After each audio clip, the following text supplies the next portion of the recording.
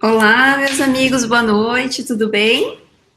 Olá, tudo Tudo bem? bom? Boa noite. Boa noite. Boa noite. Estamos finalizando o evento, como sempre, muito produtivo, muito agitado. Eu confesso para vocês que eu preferia pessoalmente, porque os imprevistos acontecem, a gente consegue pôr a mão na massa, né? Mas obrigada por participarem nesse último bloco, né? E eu quero agradecer bastante Isabela Cury, uma advogada brilhante aqui de Curitiba, empresária, porque não deixa de ser uma grande empresa, um escritório, né, Isabela? Mãe, esposa, tudo isso que a gente precisa, curiosa, tudo junto, né? E o Rodrigo Borges também, um grande amigo de São Paulo, também advogado, e também militante, não sei se essa palavra é correta, mas entusiasta, estudioso, especialista na área de direito digital e direito empresarial. Na realidade, os dois atuam na área de direito empresarial, né? Me corrija se eu estiver errado. Eu gostaria de saber um pouquinho mais de você, Isabela. O que você espera desse momento que estamos vivendo e como que está a situação no escritório, a aplicação de LGPD e quais são os movimentos? Então, aplicação da LGPD no escritório. Estamos aplicando, né? Quem diz que já está em conformidade com a LGPD total é porque não visualizou o quadro por inteiro e não sabe que está faltando coisa. Então, a gente está nessa linha, empenhados e fazendo a conformidade em nível acelerado, né? Perspectivas em termos de Covid, acho que agora, novembro de 2020, tudo começou em fevereiro, março, estamos conscientes de que é um dia de cada vez, né? A gente ficou em home office 100% do escritório, agora a gente está em esquema de rodízio, fizemos grandes alterações na nossa TI para poder viabilizar isso, foi relativamente rápido, a gente sempre teve aí uma veia forte de tecnologia no escritório, é a nossa paixão, né, essa parte de tecnologia. Então, a gente está agora, assim, um dia de cada vez, né, sempre em frente e prosperando. Ah, que ótimo. E, Rodrigo, fala um pouquinho como estão as coisas aí em São Paulo, trabalho, home office, como que vocês estão lidando com essa situação no escritório e um pouquinho de você também, por favor. Aqui para a gente, sendo sincero, assim, a mudança foi um pouco mais fácil, porque como nós somos um escritório relativamente novo, então a gente já estava com, enfim, todos os sistemas em nuvem, tudo dessa forma, então basicamente o trabalho continuou da forma comum, só que é um pouco chato esse distanciamento. Por exemplo, agora esse evento, acho que talvez a maior perda que a gente tenha seria de todo mundo se encontrar, trocar ideia depois da discussão aqui, porque isso enriquece muito, então a gente poder abordar alguns outros pontos que eventualmente a gente não tenha tempo de abordar aqui no evento, isso é algo que a gente sente bastante falta. E do nosso lado, eu trabalho com direito digital e, enfim, empresarial há bastante tempo, e com blockchain e cripto, acho que desde 2016 eu estou aí participando ativamente das discussões aí do setor, então, desde regulação, tanto no Brasil quanto no exterior, participando desses congressos para tentar ajudar a gente a entrar de fato nesse novo mundo, porque a tecnologia ela não vai ser parada por conta de uma ausência ou por uma regulação ruim, né? Então a gente tem que fazer o nosso trabalho para permitir que uma ausência de regulação que traga alguma insegurança ou uma eventual regulação ruim, que ela não atrase muito o avanço tecnológico e o benefício que isso traz para a economia e para a sociedade. Com certeza. Então, diante dessa bagagem que nós temos dos nossos convidados, eu vou começar a gerar polêmica aqui para a gente começar a debater, né? Nosso tema é impactos da LGPD em projetos de blockchain. Será que são compatíveis? Um anula o outro? Mas para isso, eu gostaria um pouquinho de escutar de você, Isabela, um pouco sobre a Lei Geral de Proteção, para que a gente consiga dar uma leve nivelada para as pessoas que não entendem do nosso mundo jurídico possam entender do que a gente está falando e o porquê que a gente está falando de Lei Geral de Proteção de Dados nesse momento. Sim, Adriana. Olha, fica à vontade. Obrigada. Quero, primeiro de tudo, agradecer para você, Adriana, e para os apoiadores do evento. Eu estou vendo o desafio enorme que está sendo você realizar isso, um evento dessa envergadura de forma virtual, assim, né? Tenho acompanhado as palestras e debates, parabéns. Obrigada. Quero agradecer ao Rodrigo Borges, profundo estudioso, especialista no tema, longa data, um dos precursores, pela oportunidade que eu vou ter agora de tirar muitas dúvidas com ele. Então, falando de LGPD, então, a gente sabe, né, Lei Geral de Proteção de Dados, ela estabeleceu direitos para o titular de dados pessoais, tais como de apagamento, de correção, ter conhecimento sobre por onde anda seu dado, o que é feito dele. Estabeleceu também obrigações para aqueles que recebem ou mantêm dados em suas bases. É importante a gente entender isso, né, essa introdução, para depois a gente cruzar isso com a blockchain, né, e a gente entender o que a gente está cruzando. Basicamente, a lei garantiu que só o titular do dado pode dispor desse dado. Seja para o que for, fornecer para um fim específico ou vários fins, permitir tratamento ou não, solicitar descarte ou autorizar a guarda do dado, né? A partir de agora, no Brasil, ninguém mais pode praticar qualquer ato ou omissão quanto ao dado de um terceiro, sem que esse titular seja previamente consultado e aprove. Né? Quem está com o dado de um titular vai ser fiscalizado, vai ser obrigado a comprovar o que foi feito, por que foi feito, quando e como o dado foi descartado. E aí é que entra a blockchain, né? Esse tipo de normatização que a gente tem aqui da LGPD, ela se iniciou no Japão há bastantinho tempo já existe na União Europeia, alguns estados dos Estados Unidos, Argentina e outros países. Quer dizer, no Brasil, o Brasil é um dos países mais recentes com esse tipo de norma, isso não é novidade no mundo. Né? Não é uma questão isolada brasileira. Os pesquisadores do assunto costumam comparar a LGPD com a General Data Protection Regulation, apelidada de GDPR. Mas antes disso, já havia sido criada no mundo a tecnologia blockchain. Né? Já é unânime que, embora a LGPD não tenha mencionado no texto sobre qualquer tecnologia, portanto foi neutra quanto à questão tecnológica, a norma acabou indo na contramão da direção do que a tecnologia está evoluindo em termos mundiais, inclusive aqui no Brasil. A blockchain surgiu com base num modelo descentralizado e as novas tecnologias que estão surgindo também estão baseadas nesse modelo descentralizado. Só que a LGPD considerou e foi modulada em cima de uma metodologia centralizada de tecnologia. Então, ao contrário do que está evoluindo o mundo atual em termos de tecnologia. Sem querer entrar no assunto de blockchain, claro, antes da hora, eu quero somente mencionar que a blockchain, além de viabilizar a individualização de ativos digitais, como o Bitcoin, registra qualquer tipo de transação, contrato, dado, transporte, e muito mais de forma imutável, transparente, segura, auditável. Né? Com certeza o Rodrigo vai falar muito mais sobre isso. Quando a gente olha os dois temas, LGPD e blockchain, em tese, parecem incompatíveis. Então, eu não vou adentrar nesse assunto agora, porque daqui a pouco a gente vai fazer nossos debates, né? Exatamente, só quero complementar antes de passar a palavra para o Rodrigo. É importante, né, essa colocação, Isabela, que blockchain não é Bitcoin, né? Os leigos, você trabalha com Bitcoin? Não, Bitcoin é um pedacinho, é o que trouxe à tona, né, toda essa discussão, mas blockchain é muito mais do que isso. Dá para ver que nós estamos 2 noites debatendo o assunto e blockchain, temos muita coisa ainda para falar.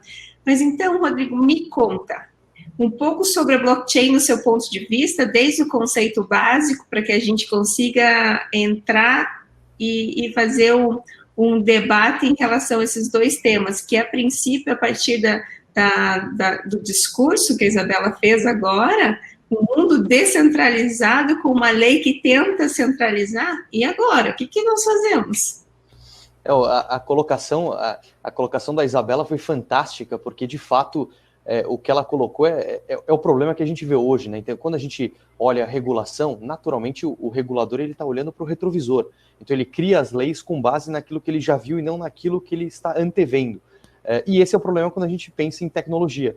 E, sobretudo, quando a gente olha a cultura brasileira que a gente tem do ponto de vista regulatório, que é a criação de leis taxativas, em que a gente tenta fechar todas as lacunas de uma lei. E isso, na verdade, só gera mais buracos, né? Então, se a gente pensar o momento que a gente está hoje para o blockchain, muitos comparam que seria o mesmo que em 95 para a internet, que foi quando começou o uso comercial da internet, né? E antes disso, na verdade, a internet surgiu na década de 60, né, para troca de dados entre dois laboratórios. E imagina se alguém tivesse criado uma regulação naquele momento específico, determinando que a internet era simplesmente para troca de mensagens. Talvez a gente teria um atraso nesses avanços. E isso se reflete, por exemplo, na LGPD, na GDPR. GDPR é a lei europeia que entrou em vigor em 2018, mas ela é de 2016, e o blockchain a gente já tinha alguns casos de uso bastante interessantes, com a LGPD ainda mais, considerando a data da sua promulgação em 2018, e ainda assim essas questões não foram abordadas pelo regulador. E quando a gente fala em blockchain, na verdade a gente está tratando de uma arquitetura, então um sistema distribuído no qual você não tem uma entidade que controla aquela rede. Então o que significa isso? Que as informações armazenadas nessa rede ou compiladas nessa rede, elas estão distribuídas em vários pontos, o que dá uma maior segurança à rede, porque uma vez que atacado um determinado ponto, digamos assim, da rede, ela não cai, porque todos os outros possuem uma cópia idêntica e completa de toda a rede.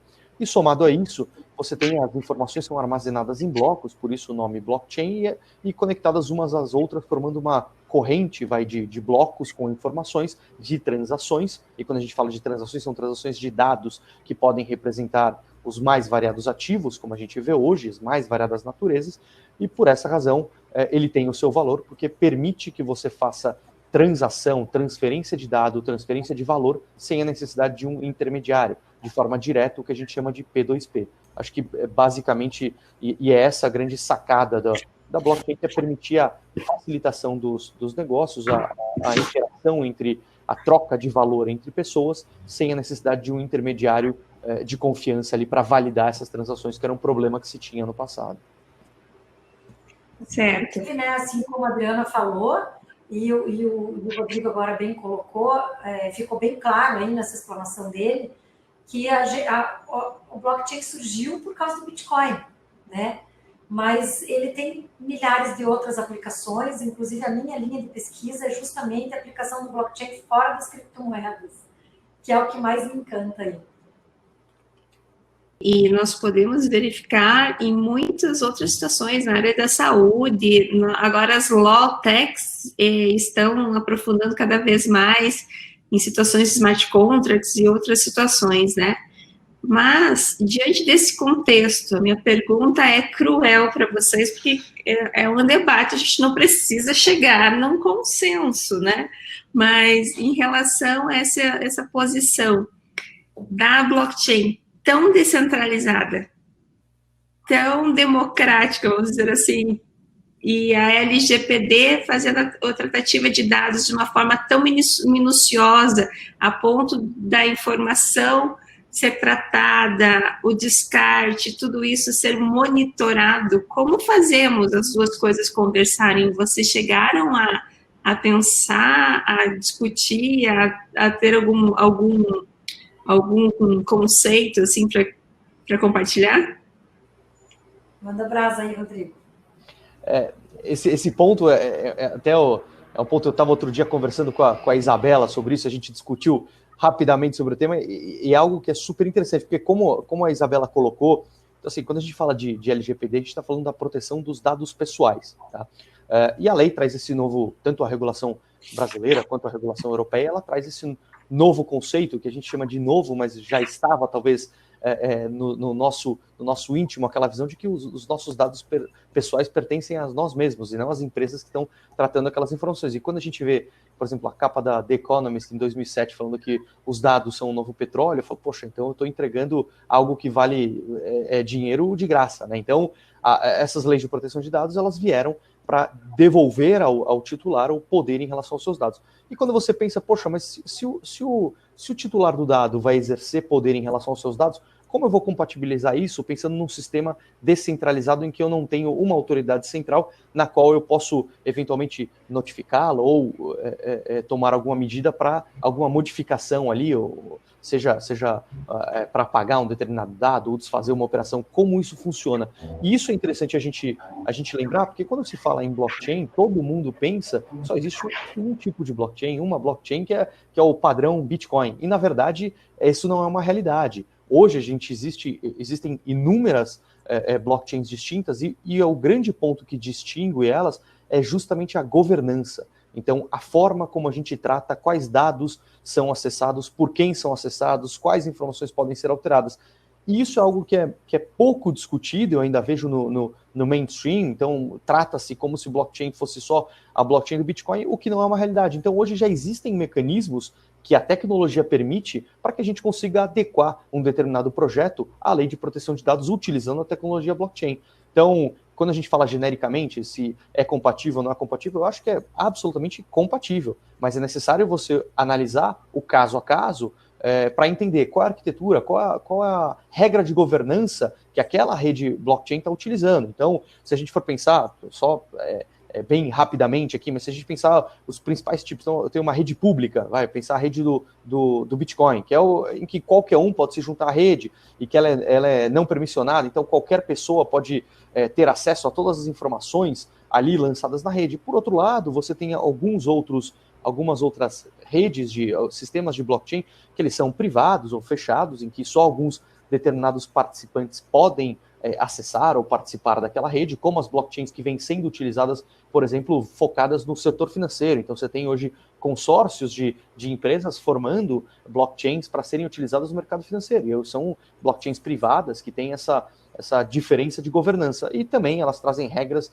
serem redes permissionadas, em que só pessoas pré-determinadas podem participar do processo de consenso. Então, assim, acho que é importante a gente lembrar que existem vários tipos de blockchain e é a governança que vai fazer justamente essa diferença. Então, é possível, sim, compatibilizar com LGPD e GDPR. Não sei o que a Isabela acha nesse aspecto.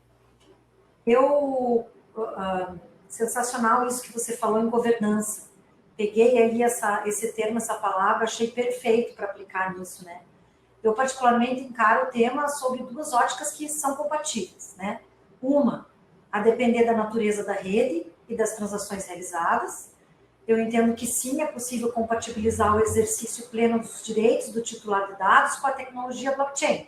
Então, como o Rodrigo bem falou aí, numa rede pública, que praticamente é uma internet aberta, como se fosse similar, para a gente poder tentar entender esse assunto de uma forma mais concreta, numa rede pública é um pouquinho mais difícil você compatibilizar, porque você não tem o controle, você não sabe quem são os atores, você tem que primeiro determinar numa rede pública qual vai ser a legislação de qual país que vai ser aplicável. Depois que você determina isso, você vai ter que olhar na legislação quem são os controladores, os operadores, e você vai ter que verificar também na legislação a questão de permissões e proibições, né? Até mesmo acerca de anonimização. E na rede privada, é isso aí que ele fala, você tem governança. Na rede privada, você tem relação jurídica estabelecida, você tem como fazer termos de controles em que cada um se responsabilize. Então, na rede pública, quando você fala de aplicação do LGPD para a questão de controle de titular de dados, você não consegue, você vai justamente fazer o que o Rodrigo disse, retrovisor. Você vai esperar o problema acontecer, né, para daí você olhar para trás e você resolver esse problema tentando achar quem foi o responsável e se teve mais de um responsável, um efeito dominó, uma cadeia de responsáveis, e aí você vai agir para amigavelmente ou judicialmente resolver o problema. Quando você está numa rede privada, você consegue fazer combinados, falando bem de forma simples, né? Combinados. E o outro ponto de vista, outra ótica que eu vejo, é a tecnologia de blockchain que pode até mesmo contribuir com a gestão do ciclo da vida e da morte dos dados, né? Eu falo morte para pagamento dos dados, dentro de uma organização pública ou particular, e pode contribuir até com o cumprimento da lei. Eu gosto de dar o exemplo de que, através do blockchain, um órgão público ou uma empresa particular pode, inclusive, registrar qual foi o ciclo de vida do dado, sem ter o dado ali dentro, né, sem ter o conteúdo sendo um dado, para depois a NPD utilizar isso, ou os PROCONs, ou as associações de titulares de dados, poderem utilizar isso para poder comprovar se o ciclo de vida do dado teve um tratamento de acordo com a lei e utilizar isso até mesmo como prova judicial de que tudo foi feito certo naquela empresa ou naquele órgão público. Então, eu vejo sobre essas duas óticas, né? Primeiro, o que está dentro do blockchain em termos de dado e pode ser anonimizado ou pseudonimizado, né? Não sei se essa palavra existe, mas enfim, acabei de inventar. E, ao mesmo tempo, a questão da blockchain ajudar no controle da proteção dos dados do titular. O que vocês acham? Eu acho sensacional, tendo em vista que a LGPD está para todos, né? Independente do tamanho da empresa. Exatamente. Certo? E até profissionais autônomos, por exemplo, psicólogo, médico que trabalha sozinho, não é só empresa, pequena empresa, grande empresa. Então, mas e os contratos no dia a dia são feitos a qualquer momento também, né? Desde da contratação de um funcionário. Então, se o funcionário chega até a empresa, ele está deixando para a empresa os dados pessoais. Também terão que ser tratados. A gente não está falando só do cliente, do cadastro do cliente, do que ele faz no dia a dia para ter uma conta de telefone ou qualquer outro tipo de bem de consumo, mas a política do dia a dia mesmo, o registro do funcionário, do fornecedor, mas aí, pensando numa blockchain privada, que nós temos a pública, a gente, pelo que eu entendi do nosso consenso aqui, ela é mais difícil e para que a gente consiga utilizá-la, nós precisamos evoluir ainda algumas coisas. Mas a blockchain privada... As hashes. Na blockchain privada, nós podemos, sim, colocar uma política de privacidade, termos de uso, tudo isso quando for realizado um cadastro. Mas para o pequeno empreendedor, o que se aplicaria a blockchain nesse sentido? Seria caro ou não? Acho que tem algumas coisas, né, para se pensar. Então, só dando um passo atrás, que na fala de vocês eu lembrei de uma coisa aqui que eu esqueci de comentar, que acho que semana passada, se eu não me engano, o próprio Banco Central entrou nessa discussão que a gente está tendo aqui. Então, ele publicou o relatório de impacto LGPD do Banco Central. E lá, dentre as frases lá do Banco Central falando sobre a LGPD, tem uma frase que me chamou a atenção, que ele fala assim: o dado pessoal não deve ser armazenado em blockchain. E eu achei curioso, porque, como a gente está discutindo aqui, existem vários tipos de blockchain com regras de governança diferentes, mas talvez isso não tenha sido avaliado ou analisado, considerado para fins de estudo do Banco Central. E nessa, ou talvez nessa linha, até um ponto para fazer um parênteses aqui, que quando a gente está falando de blockchain aqui, só para a gente está evitando não cair em preciosismo, então a gente está falando de DLT em geral, a gente não está especificamente, senão começa aquela discussão, rede privada não é blockchain, enfim. Então, assim, a gente está tratando igual falar que aparelho de barbear uma determinada marca é a mesma coisa, a gente está tratando dessa forma para facilitar quem está nos assistindo, para a compreensão ficar mais fácil, tá? Então, e aí, voltando ao que a Adriana comentou, então, assim, de fato, a LGPD, então, as leis de proteção de dados, elas se aplicam a tudo e a todos que tratam dados para fins, isso a Isabela me corrige se eu falar uma bobagem, mas para fins econômicos. Então, se eu tratar, por exemplo, um estudo, por uma pesquisa que não tem a finalidade econômica, mas tem a finalidade ou jornalística, até eu não entro nessa questão não tô restrito ali às regras da LGPD. Mas, se a gente pensar, então, um negócio, eu estou coletando dados e eu vou utilizar uma rede blockchain, por alguma razão, o meu sistema vai utilizar dessa tecnologia. Poxa, existem formas e formas, até tem um estudo da União Europeia, o Parlamento Europeu, quando ele enfrentou essa questão depois da entrada em vigor da GDPR, que ela entrou em 2018, então o que a gente está discutindo agora, eles já estão discutindo há 2 anos, né, essas questões, até porque na Europa os projetos em blockchain estão numa fase um pouco mais madura que aqui no Brasil. E lá, nessa discussão, tem um estudo do Parlamento Europeu que ele trata dessas questões que a gente falou, dos diferentes tipos de blockchain, e ele fala o seguinte, poxa, além disso, os dados pessoais, você não precisa necessariamente tratá-los ou disponibilizá-los, registrá-los em blockchain. Você pode fazer o que a gente chama do registro off-chain. Então, o que for dado pessoal, você faz o registro dele fora da rede, fazendo uma referência para que determinados atores tenham acesso àquela informação, e ela fica protegida de forma restrita. E aí por regras criptográficas, etc. Ou ainda a utilização do que a gente chama de sidechains, então outras redes em paralelo, que o dado não se cruza e a informação não fica disponível para todos. Então, assim, é muito curioso, tem muita alternativa, eu pelo menos acredito que tem muita alternativa para isso acontecer, caso contrário, a gente não teria tantas empresas, tantos negócios continuando discutindo a implementação ou a utilização da tecnologia blockchain, de sistemas em blockchain, para tudo quanto é negócio. Caso contrário, a gente já teria parado com isso, porque a lei no Brasil de proteção de dados ela é nova. Na Europa, ela está desde 2018 em vigor. Tá? Então, assim, é algo que é absolutamente compatível.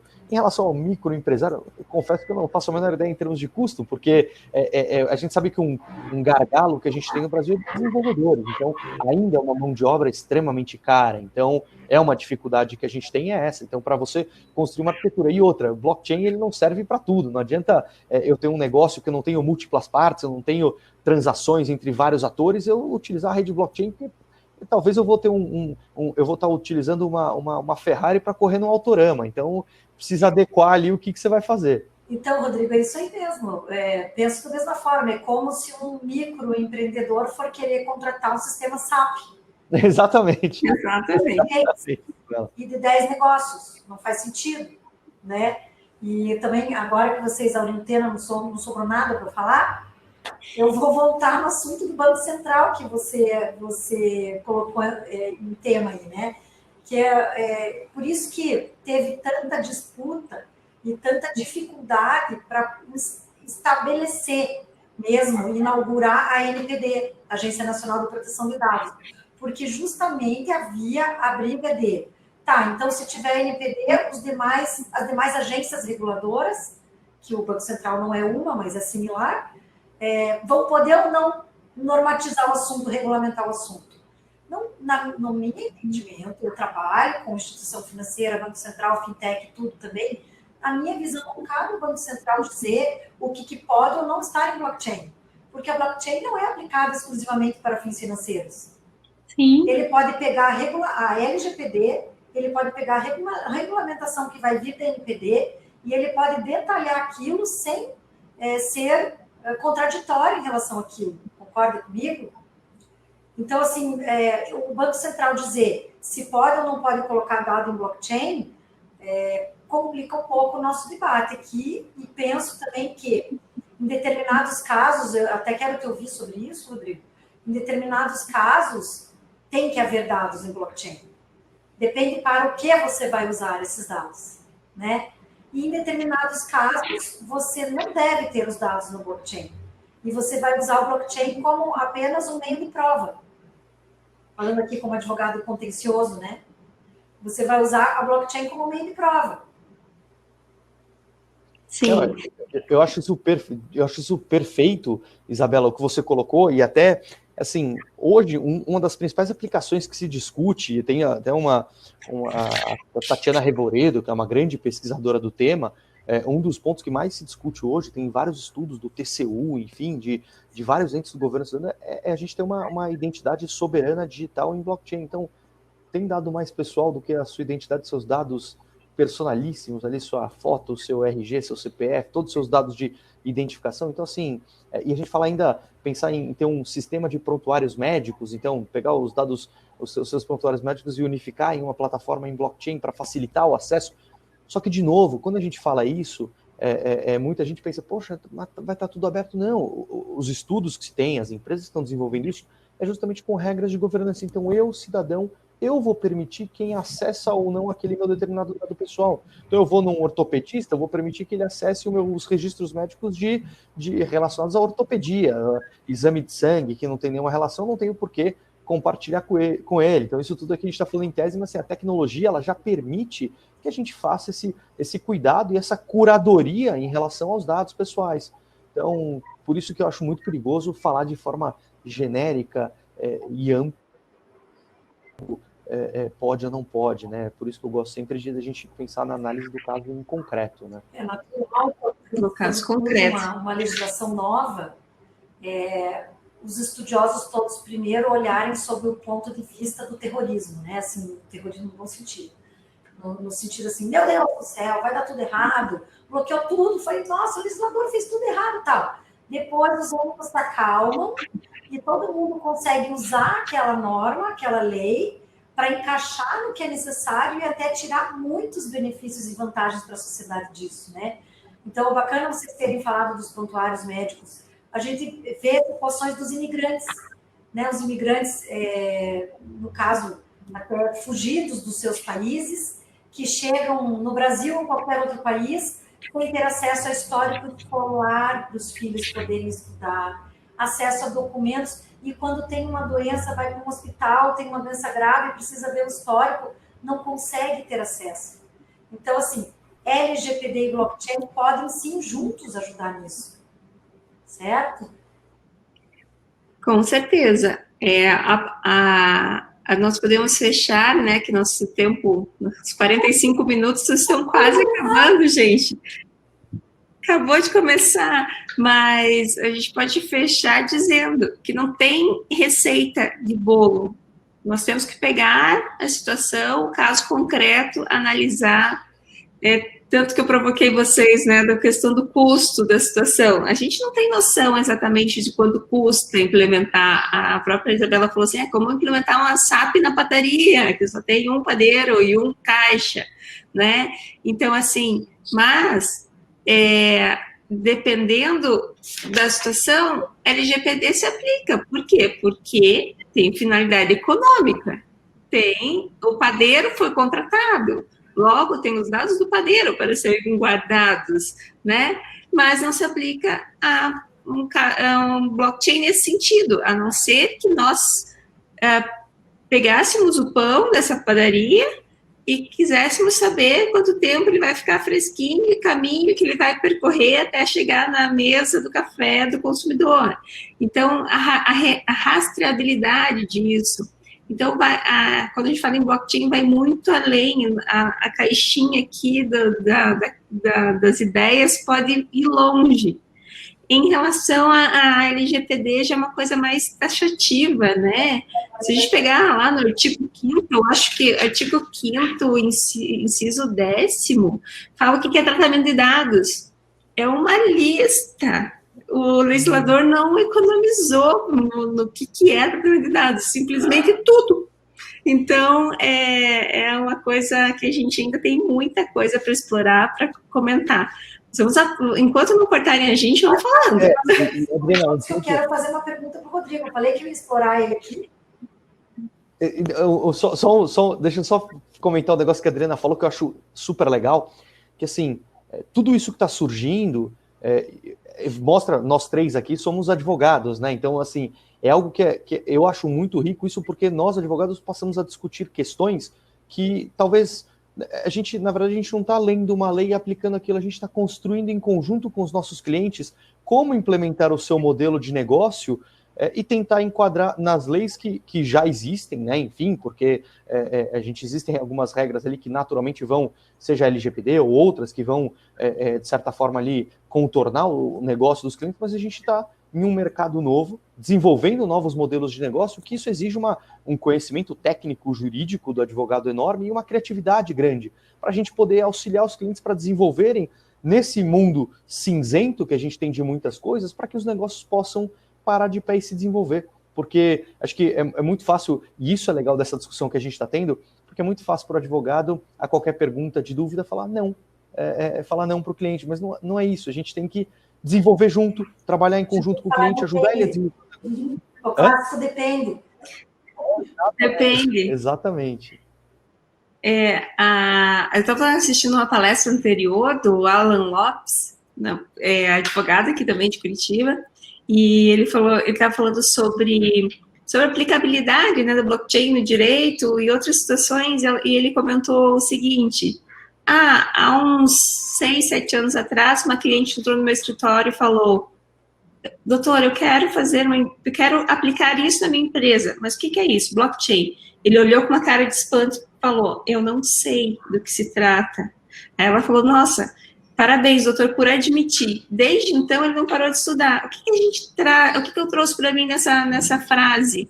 Que o advogado, além das leis do nosso ordenamento mudar corriqueiramente e sempre ter uma norma nova, uma situação nova, órgãos sendo criados, como nessa situação aqui, que é um órgão específico, né, a ANPD, para cuidar disso, né?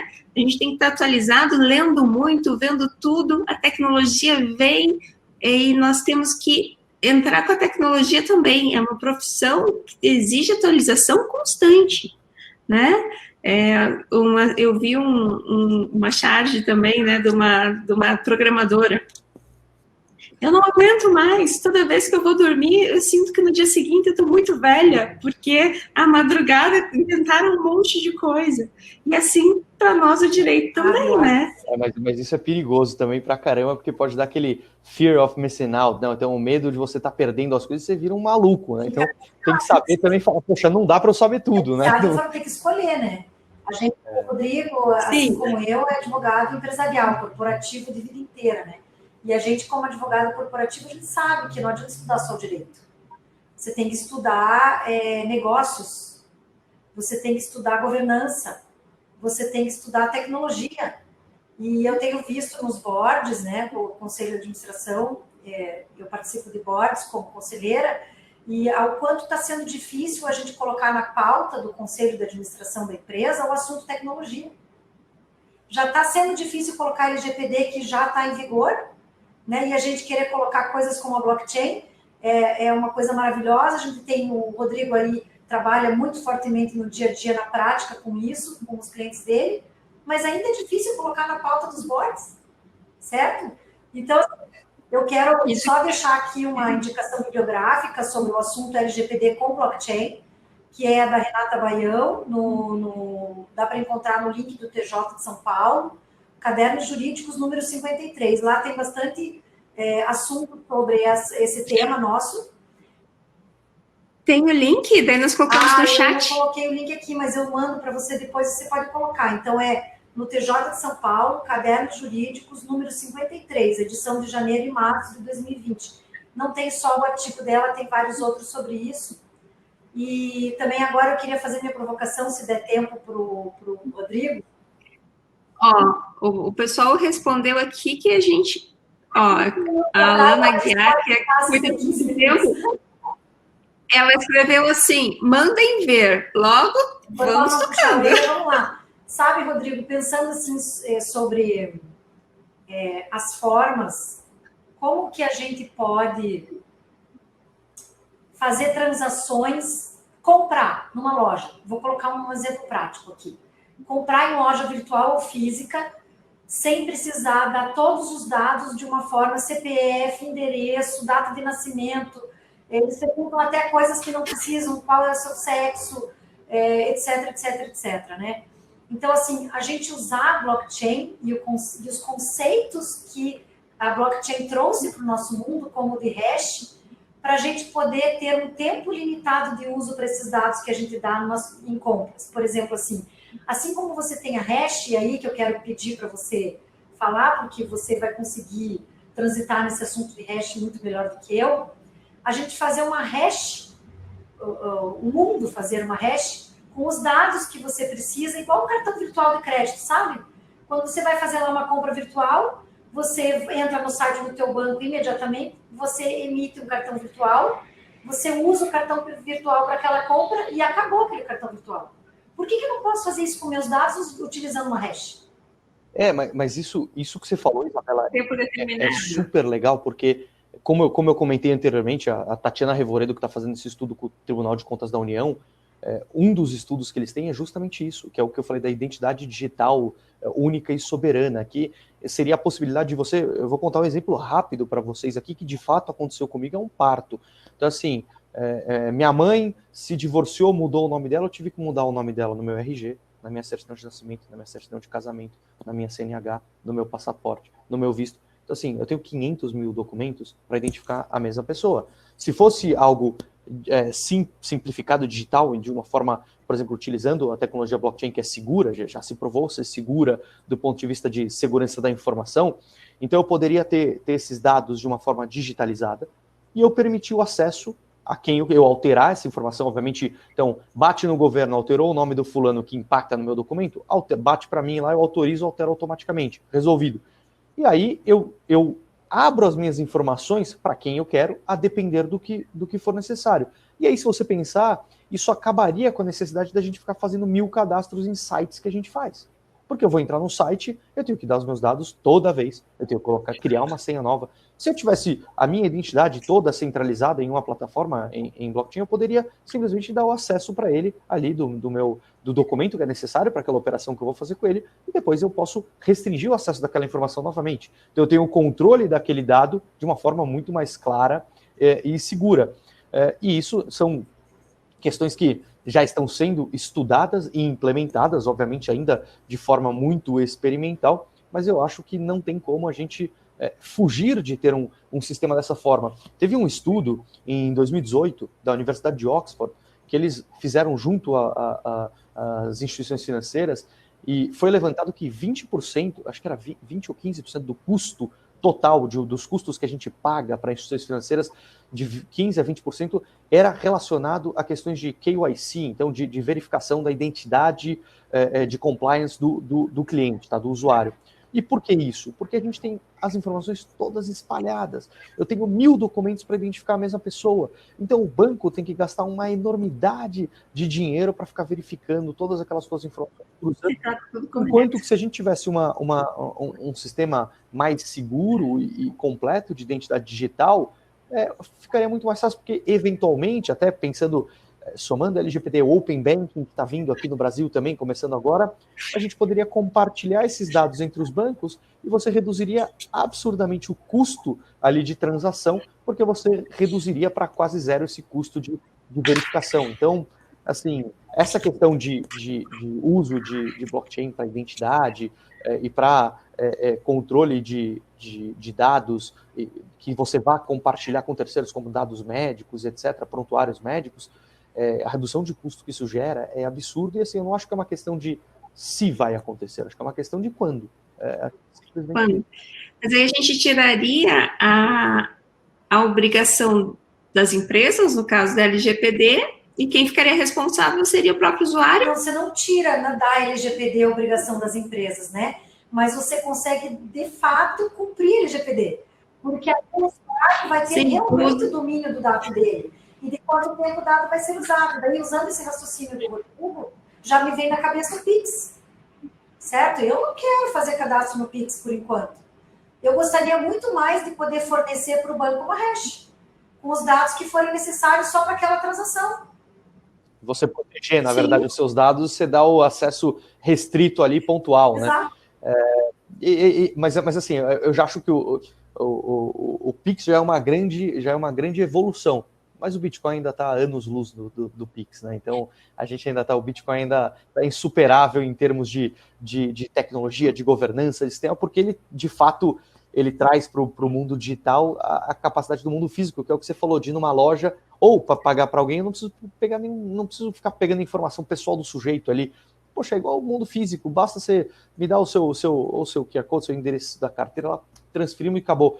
Aí você fala, poxa, mas o Pix também dá para fazer isso. Só que o Pix você precisa de um banco. O Pix você está usando o banco para fazer isso, e o banco pode estabelecer limites de quanto você vai transferir, quanto você pode transferir, como vai funcionar, se for transação acima de X valor, pedir um monte de informação para você, porque é simplesmente um novo método de pagamento, mas tem todas as regras do banco. Então, no Bitcoin eu posso transferir o quanto eu quiser, para quem eu quiser, a hora que eu quiser, o dinheiro é meu. Pelo Pix. Pelo Pix, alguém pode captar meus dados. Tem uma fraude igual, tem fraude em qualquer outra coisa relativa a banco, só que aumentada. Né? Se eu tivesse Pix com blockchain, nota 10. Aí nós vamos ter outras discussões, porque daí nós podemos pegar, puxar o fiozinho do Pix e ir para a CBDC, né? E também, eu acho que a gente tem muita coisa para falar. Mas eu vou agradecer vocês hoje, então, muito obrigada. Por mais que a gente converse sobre isso muito tempo, cada plantinha, cada gotinha que a gente vai discutindo, vai surgindo novos links na cabeça da gente e outras curiosidades, né? Então, eu me despeço de vocês com muito carinho, Isabela. Você sabe como eu admiro o seu trabalho, como eu sou sua fã número 1, Rodrigo. É um querido também. Eu quero fazer um merchan, se for isso que se fala, para o meu amigo Rodrigo, que está saindo a versão em português, uma nova edição do livro dele. Peraí que eu estou perdida. Aqui, você quer falar um pouquinho, Rodrigo? A gente tem uns 2 minutinhos Esse ainda. livro, eu e a Tatiana Revoredo, a gente lançou em 2018, se eu não me engano. É um livro sobre regulação de criptoativos. A gente fez um apanhado de como a regulação ao redor do mundo trata do assunto.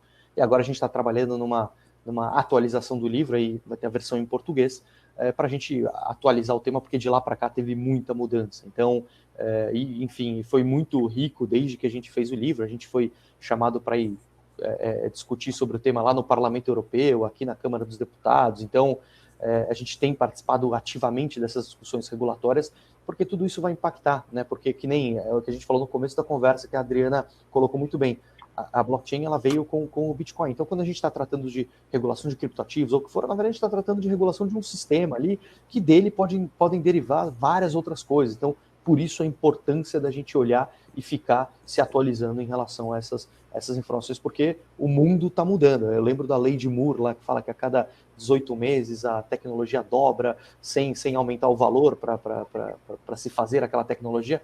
Hoje, acho que talvez essa lei de Moore esteja até ultrapassada, porque, nem você falou, às vezes a gente dorme, acordou e a tecnologia já mudou. Já mudou. Mas nos mantém atualizado, então, Rodrigo. Isabela, eu vejo bastante conteúdo do seu escritório. Eu recebo pelo WhatsApp, eu não sei se tem outras formas de divulgação. Aí só me atualiza, que depois eu coloco à disposição dos nossos ouvintes aqui como a gente pode dar mais visibilidade, então, através do LinkedIn da Isabela. A Isabela está sempre publicando assuntos relacionados a atividades empresariais no mundo jurídico. Um abraço a vocês, muito obrigada. Eu amei estar com vocês. Obrigada, Rodrigo. Tchau. Super obrigado, um prazer participar com vocês. Boa noite. Boa noite, tchau, tchau.